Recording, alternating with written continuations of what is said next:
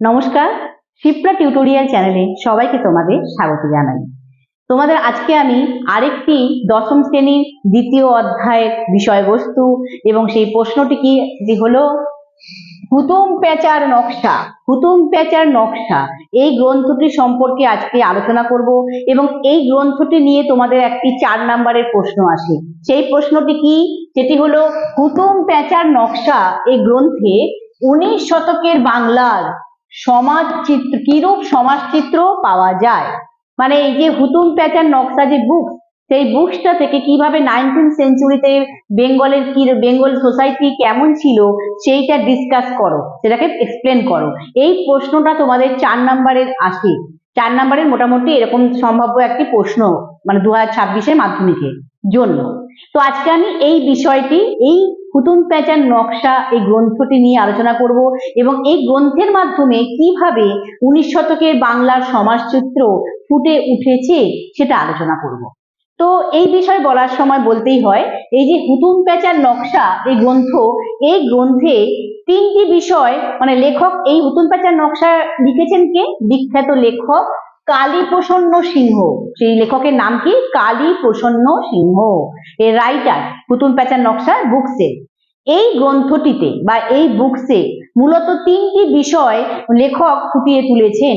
কি কি সেই বিষয়? 3টি বিষয় হলো কলকাতার, মানে 19 শতকের কলকাতার বাবু কালচার। 19th সেঞ্চুরিতে যে ক্যালকাটাতে যে বাবু কালচার ছিল, সেই বাবু কালচার, তার সঙ্গে সঙ্গে সমসাময়িক, মানে কলকাতা তথা বাংলার বেঙ্গলের সমসাময়িক সমাজ কন্টেম্পোরারি সোসাইটি, বেঙ্গলের কন্টেম্পোরারি সোসাইটি, তার সঙ্গে সঙ্গে বাঙালি আনা মানে বেঙ্গলি ট্র্যাডিশন। এই 3টি বিষয় লেখক কালীপ্রসন্ন সিংহ তার এই হুতুম প্যাঁচার নকশা গ্রন্থে তিনি কিভাবে ফুটিয়েছেন? খুবই ব্যঙ্গাত্মক ভাবে, মানে ব্যঙ্গ করে, সরাসরি কোনো সমালোচনা তিনি করেননি বা আলোচনা করেননি, ক্রিটিসিজম করেননি, তিনি ব্যঙ্গাত্মক ভাবে, মানে স্যাটিরিক্যালি তিনি কিন্তু এটা, এবং তার সঙ্গে সঙ্গে তির্যক ভঙ্গিমায়, মানে বাঁকা ভাবে, সহজ ভাবে সোজা ভাবে নয়, তির্যক ভঙ্গিমায়, মানে স্ল্যান্টিংলি তিনি কিন্তু এইটি ব্যঙ্গ এবং বিদ্রুপ তার সঙ্গে দিয়ে তিনি তির্যক ভাবে বা স্ল্যান্টিংলি তিনি কিন্তু তীব্র সমালোচনা করেছেন, স্ট্রং ক্রিটিসিজম করেছেন। কে? এই কালীপ্রসন্ন সিংহ তার হুতুম প্যাঁচার নকশা গ্রন্থে।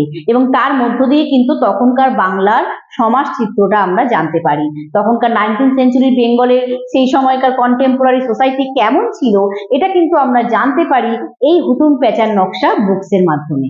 তো এই যে গ্রন্থটি বা এই বইটি প্রথম ভাগ বা ফার্স্ট পার্টটি প্রকাশিত হয় 1862 খ্রিস্টাব্দে, মানে এই বুকটার ফার্স্ট পার্ট পাবলিশড হয় 1862। তারপর আবার দ্বিতীয় এবং তৃতীয়, মানে সেকেন্ড এবং থার্ড পার্ট প্রকাশিত হয় 1864 খ্রিস্টাব্দে, 1864-এ। এই যে গ্রন্থটি, এই গ্রন্থটিতে কলকাতার যে সমসাময়িক সমাজ, আগেই বললাম তোমাদের, কলকাতার যে নাগরিক জীবন, তখনকার যে নাগরিক জীবন, যে আরবান লাইফ ছিল, সেই আরবান লাইফে যা কিছু দুর্নীতি, করাপশন, যা কিছু কপটতা, মানে হচ্ছে হিপোক্রেসি, এবং তার সঙ্গে সঙ্গে যা কিছু ভণ্ডামি, যাকে বলে ডিসিটফুলনেস, এই সব কিছু বিরুদ্ধে শানিত বিদ্রুপ এনেছিলেন তিনি। শানিত বিদ্রুপ মানে খুব ধারালো, তীক্ষ্ণ ভাবে, খুবই তীব্র তিনি বিদ্রুপের সঙ্গে সমালোচনা করেছেন। মজা সঙ্গে বিদ্রুপ করে করে তিনি কিন্তু তার সমালোচনা করেছেন। তখনকার সমাজে কলকাতার যে নাগরিক জীবন, কলকাতা মানে ক্যালকাটার যে আরবান লাইফ, সেইটার কিন্তু যত রকম দুর্নীতি চারিদিকে ছিল, যে সমস্ত করাপশন ছিল, যা কিছু কপটতা ছিল, মানে হচ্ছে হিপোক্রেসি ছিল, যা কিছু ভণ্ডামি ছিল বা ডিসিটফুলনেস ছিল, সেগুলোকে কিন্তু তিনি খুবই, মানে তীক্ষ্ণভাবে সমালোচনা করেছেন, তীব্রভাবে, কিন্তু বিদ্রুপের সঙ্গে তিনি কিন্তু ইন্টেন্স স্যাটায়ার এর ভাবে কিন্তু তিনি ক্রিটিসিজম করেছেন। কে? লেখক কালীপ্রসন্ন সিংহ। তো এই যে গ্রন্থটি মানে চারিদিকে ফুটে উঠেছে, বইটার মধ্যে চারিদিকে তার এই বিদ্রুপ, মানে বিদ্রুপের মাধ্যমে এই যে আলোচনা সমালোচনা ফুটে উঠেছে তখনকার সময় দুর্নীতির কথা, ভণ্ডামির কথা। তো এই গ্রন্থে বা এই বইতে লেখক একদিকে যেমন বাঙালিদের উৎসব, মেন উৎসব, প্রধান উৎসব দুর্গোৎসব, মানে দুর্গাপূজা, দুর্গা ফেস্টিভ্যাল, তার সঙ্গে সঙ্গে চড়ক পার্বণ বা চড়ক সংক্রান্তি, তার সঙ্গে সঙ্গে মাহেশের রথ, মানে রথযাত্রা অফ মায়েস, যেটা রথযাত্রা তোমরা জানো বাঙালিদের উৎসব, সেই এইসব বিষয়, তার সঙ্গে আরেকটি বিষয় সেটা হচ্ছে হাফ আখড়াইয়ের আসর। হাফ আখড়াই এর আসর, এটাকে বলা হয় form of Bengali battle, Bengali song battle আর কি। মানে তোমার বলতে পারো হাফ আখড়াইয়ের আসর, এটা ছিল কি তখনকার সময় বাংলাতে একটা বাংলার সংস্কৃতি, একটা বেঙ্গলি কালচার, ট্র্যাডিশনাল কালচার। কি সেটা? এই হাফ আখড়াইয়ের আসরটা মূলত দুটো দলের মধ্যে হতো। এটা মূলত লোকসঙ্গীতের আসর বলা যায়, বেঙ্গলি ফোক সং কম্পিটিশন বলা যায়। এখানে দুটো গ্রুপ বা দুটো দলের মধ্যে এই প্রতিযোগিতাটা হতো এবং তাদের মধ্যে সমাজের বিভিন্ন বিষয়কে নিয়ে বা কোনো ভালোবাসার বিষয়, নানা রকম বিষয় নিয়ে মানে গান ওরা করতো আর কি, একে অপরকে প্রশ্ন উত্তরের মাধ্যমে গান করতো, সংলাপের মাধ্যমে, কোশ্চেন অ্যান্সার ডায়লগের মাধ্যমে এরা সং ক্রিয়েট করে সেগুলোকে তারা সেখানে প্রেজেন্ট করতো। এটাকে হাফ আখড়াইয়ের আসর বলা হচ্ছে। কিন্তু এটাকে অনেকটা কবি গানের মতো, কিন্তু এখনকার সময় কবি গান তোমরা নাম শুনেছো, কিন্তু এখানে পার্থক্য হচ্ছে এই হাফ আখড়াইয়ের আসর এর মধ্যে কিন্তু খেউর গান যুক্ত ছিল। খেউর গান বা খেউর সংটা কি ছিল জানো? তখনকার সময় খেউর গানটা ছিল এক ধরনের গান, যে গানের মধ্যে শুদ্ধ বাংলা ভাষা ব্যবহার না করে অশ্রাব্য গালাগালির মাধ্যমে বা মানে কি বলবো, অন্য বাজে ভাষায় বলা যায় যাকে, অশ্রাব্য গালাগালির মাধ্যমে যে গানগুলো রচনা করা হতো, মানে স্ল্যাং ল্যাঙ্গুয়েজে সং তৈরি করা হতো, সেগুলোকে বলা হচ্ছে খেউর গান বা খেউর সং। সেই একটা পোর্শন এই হাফ আখড়াইয়ের আসরের মধ্যে, এই প্রতিযোগিতার মধ্যে কিন্তু এটা একটা পোর্শন বা অংশও ছিল।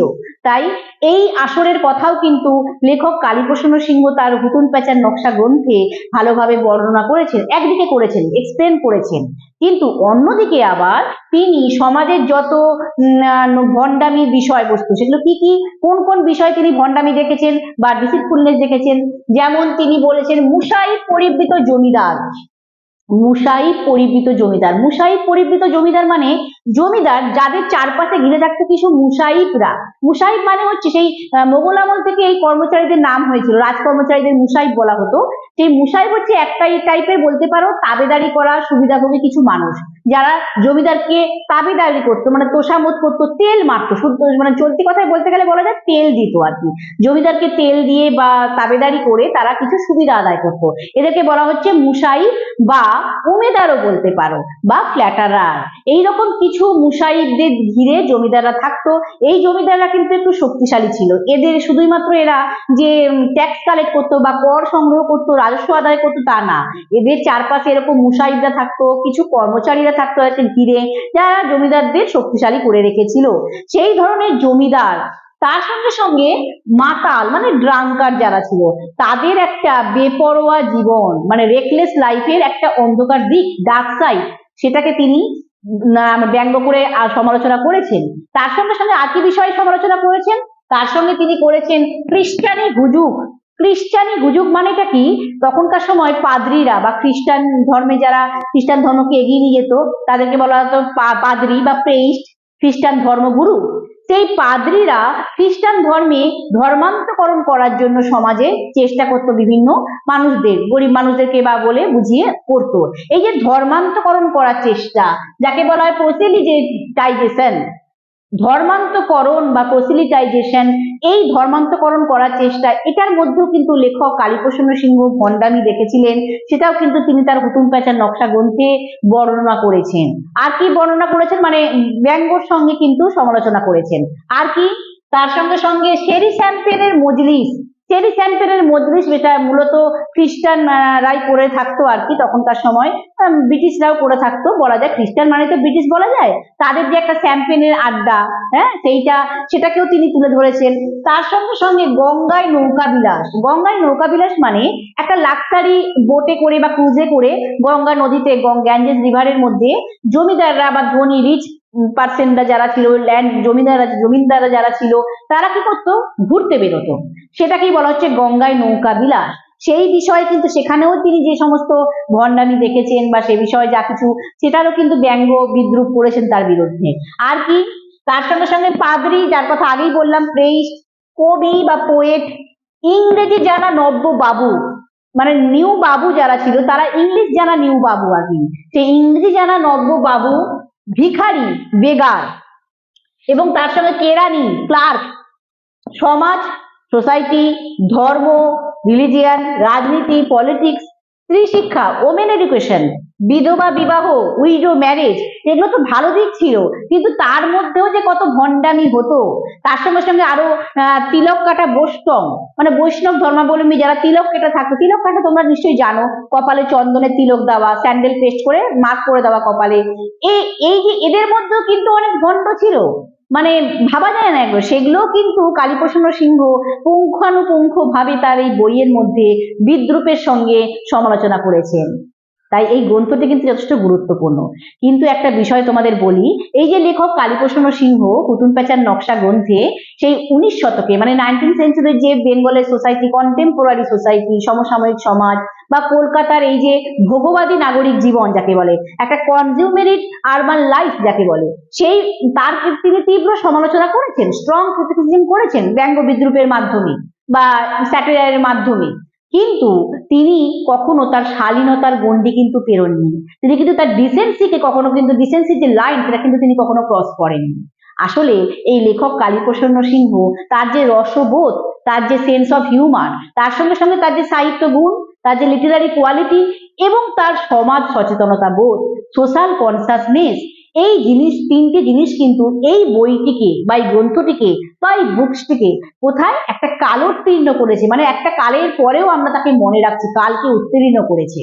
এবং আমরা বলতে পারি যে এই হুতুম প্যাঁচার নকশা গ্রন্থটি, কালীপ্রসন্ন সিংহ রচিত হুতুম প্যাঁচার নকশা গ্রন্থটি ছিল 19 শতকে বা আছে 19 শতকের বাংলার সমাজচিত্রের ক্ষেত্রে একটি জীবন্ত দলিল, একটা লাইভলি ডকুমেন্ট।